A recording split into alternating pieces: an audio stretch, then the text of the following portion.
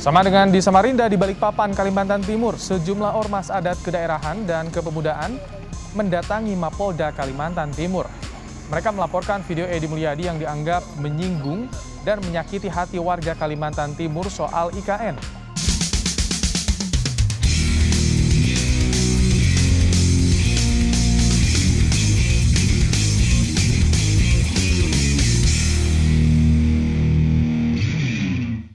Edi Mulyadi dan kawan-kawannya, para pengacara HTI dan FPI itu awalnya memang ingin membangun propaganda Cina dalam pembangunan ibu kota negara baru di Kalimantan Timur.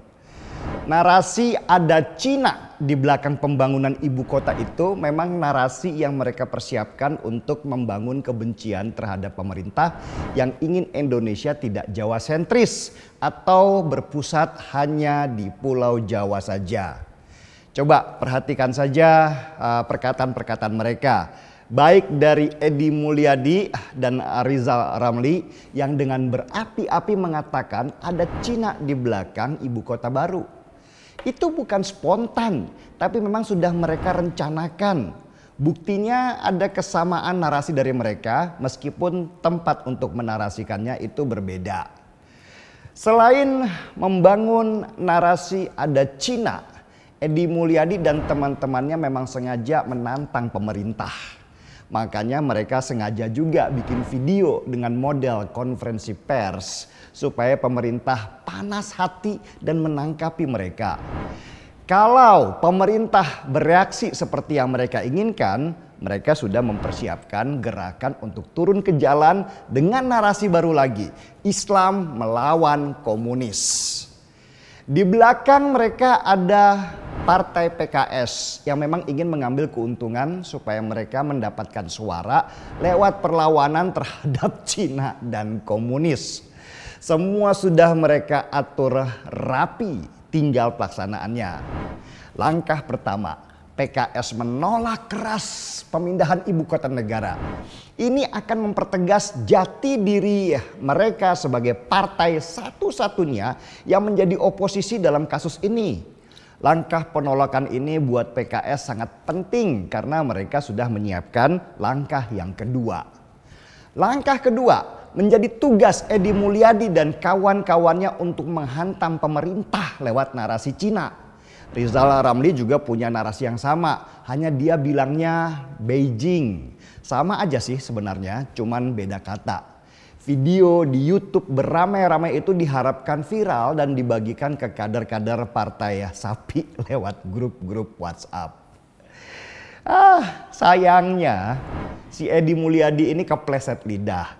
Mungkin karena memang dia pembawaannya kasar dan arogan, maka perkataan yang menganalogikan Kalimantan sebagai tempat jin buang anak itu sudah membekas dalam dirinya dan terlontar begitu saja secara spontan. Bahkan dia menyebut di sana tempat tinggalnya kuntilanak dan genderuwo. Masih ditambah lagi temannya si Azam itu, pengacara HTI dan FPI yang menyebutnya sebagai tempat monyet. Maka ngamuklah orang Kalimantan ketika daerah mereka disebut tempat jin buang anak, tempat kuntilanak dan genderuwo, apalagi ditambah dengan sebutan tempat monyet.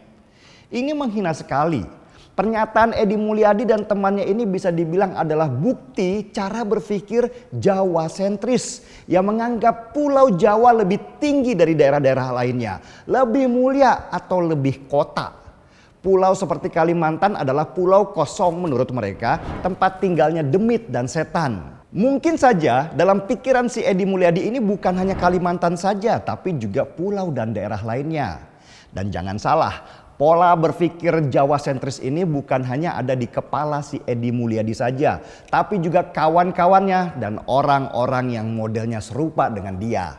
Mereka menganggap siapapun yang tidak tinggal di Jawa, bahkan di Jakarta, kelasnya lebih rendah dari mereka atau warga negara kelas 2. Dan tahu kalau perkataan hinaan si Edi Mulyadi ini mendapat reaksi keras, maka partai PKS pun segera buang badan cepat-cepat. Kalau aksi buang badan sih mereka paling cepat memang. Apalagi kalau aksi buang duit saat pemilu supaya dapat suara. PKS langsung mengklaim kalau si Edi bukan kadernya. Lucu memang ya. Padahal sudah jelas loh, si Edi itu adalah caleg dari PKS waktu Pileg tahun 2019 di Dapil 3 DKI Jakarta. Lah, masa caleg itu bukan kader? Kan gak mungkin misalnya si Edi kader Nasdem tapi nyaleknya lewat PKS. Gak masuk akal kan? Niat PKS untuk membangun citra sebagai pahlawan kesiangan runtuh sudah karena kasus ini. Semua rencana mereka gagal total hanya karena mulutnya si Edi Mulyadi yang gak bisa dijaga. Jadi buru-buru si Edi ini dibuang dan gak diakui seperti orang yang kena kusta. Dan tinggallah si Edi Mulyadi sendirian menghadapi situasinya. Kasihan memang si Edi, tapi ya begitulah politik kawan. Gak ada kawan yang abadi, yang ada hanya kepentingan belaka. Dan sejak lama Edi Mulyadi mencoba bersembunyi lewat keanggotaan Dewan Pers yang dia punya. Sebagai catatan, polisi tidak bisa begitu saja menjadikan seorang wartawan sebagai tersangka. Harus melalui Dewan Pers dulu untuk menentukan apakah yang dilakukan seorang wartawan itu bagian dari pekerjaan sebagai jurnalis apa tidak. Dengan profesi sebagai jurnalis lah Edi Mulyadi memberikan komentar-komentar yang banyak berada fitnah di publik. Sampai akhirnya dia kena sendiri batunya karena yang dihadapi ternyata bukan lagi pemerintah. Tetapi langsung masyarakat adat Kalimantan yang merasa terhina. Sejak lama ketika pembangunan berpusat hanya di Pulau Jawa, cara berpikir bahwa Jawa adalah segala-galanya ini menjadi masalah besar buat Indonesia, negara yang terdiri dari berbagai pulau ini. Ekonomi terbanyak berputar di Jawa. Semua ada di sini, sedangkan pulau-pulau besar itu hanya sebagai satelitnya saja. Inilah yang mau diubah oleh Jokowi.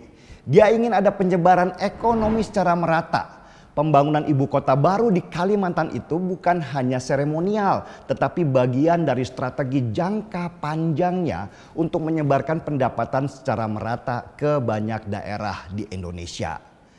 Dengan terbangunnya Kalimantan nanti, maka stigma buruk yang ada dalam pikiran Edi Mulyadi dan teman-teman sebangsanya itu akan terhapus dengan sendirinya. Kalimantan akan terbangun menjadi salah satu sentra ekonomi dengan dibangunnya infrastruktur darat yang besar-besaran yang masif dibangun. Bahkan Jokowi juga berencana membangun jalur kereta api mengelilingi Pulau Kalimantan sebagai tanda kalau pembangunan di pulau itu menjadi program strategis dan prioritas oleh pemerintah pusat. Apa yang terjadi pada Edi Mulyadi dengan menghina Pulau Kalimantan sebagai tempat jin buang anak dan penduduknya sebagai kuntilanak dan genderuwo adalah kesalahan dia sendiri. Ini yang disebut sebagai mulutmu harimaumu. Orang model Edi Mulyadi ini memang susah untuk menjaga mulutnya. Karena mulut itu cerminan hati. Hatinya sudah penuh dengan kebencian dan selalu mencari-cari kesalahan.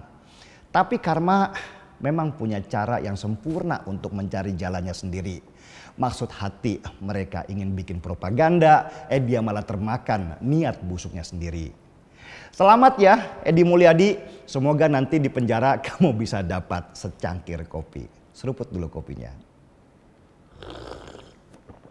Aduh enaknya. Gaspol!